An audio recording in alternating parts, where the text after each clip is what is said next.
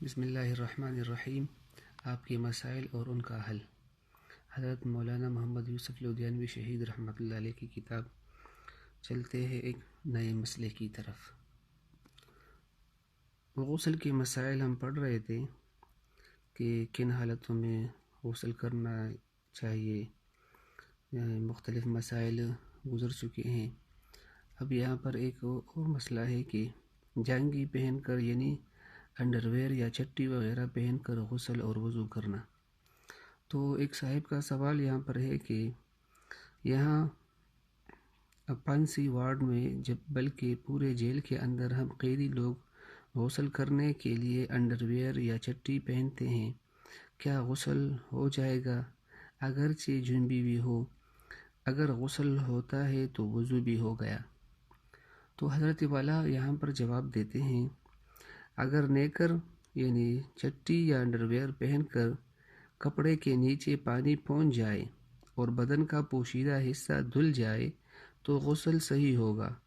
غسل میں وضو بھی ہو جاتا ہے، اور غسل کے بعد جب تک کم از کم 2 رکعت نماز نہ پڑھ لی جائے یا کوئی دوسری ایسی عبادت ادا نہ کی جائے جس میں وضو شرط ہے تو دوبارہ وضو کرنا بھی مکروہ ہے۔ اب ایک اور مسئلہ ہے یہاں پر کہ گہرے اور جاری پانی میں غوطہ لگانے سے پاکی۔ ایک صاحب سوال کرتے ہیں کہ میرے ایک دوست نے کہا کہ اگر پانی گہرا ہو اور جاری بھی ہو یعنی بہتا ہوا ہو تو اس میں 1 مرتبہ ڈبکی لگانے سے جسم پاک ہو جاتا ہے، کیا یہ صحیح ہے؟ حضرت والا جواب دیتے ہیں کہ صحیح ہے، مگر کلی کرنا اور ناک میں پانی ڈالنا بھی فرض ہے۔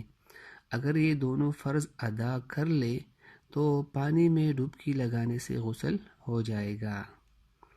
ایک اور سوال یہاں پر ہے کہ حیض کے بعد پاک ہونے کے لیے کیا کریں؟ ایک سوال یہاں پر ہے کہ حیض کے بعد پاک ہونے کے لیے کیا کیا کرنا چاہیے؟ جواب ہے کہ بس نجاست سے صفائی حاصل کرنا اور غسل کر لینا، جس طرح عام طور پر غسل کیا جاتا ہے بالکل اسی طرح۔ اب عورتوں کے بارے میں کہ عورت کو تمام بالوں کا دھونا ضروری ہے۔ سوال ہے کہ کیا میاں بیوی والے حقوق ادا کرنے کے بعد پاک ہونے کے لیے غسل میں سر کے بال دھونا بھی شامل ہے، یا بال گیلے کیے بغیر بھی غسل کرنے سے عورت پاک ہو جاتی ہے؟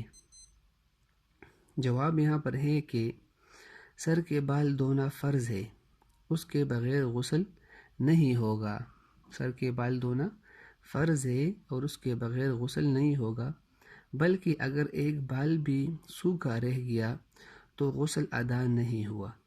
پرانے زمانے میں عورتیں جو گوند لیا کرتی تھی، ایسی عورت جس کے بال گندے ہوئے یعنی گندے کا مطلب ہے کہ زیادہ گنے ہوئے بال ہوں، تو اس کے لیے یہ حکم ہے کہ اگر وہ اپنی مینڈیاں نہ کھولے اور پانی بالوں کی جڑوں تک پہنچا لے تو غسل ہو جائے گا۔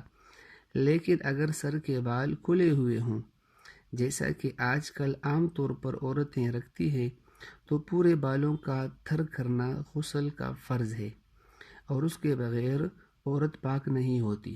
یعنی مطلب یہ کہ اگر بال بہت زیادہ گنے ہوئے ہوں، گنے بال ہوں، تو پھر عورت کو چاہیے کہ بالوں کی جڑوں تک پانی پہنچایا جائے۔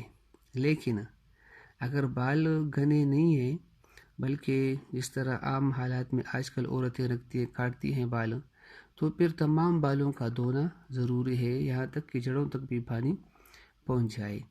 لیکن اگر گنے بال ہیں تو پھر صرف جڑوں تک پانی پہنچانا کافی ہے۔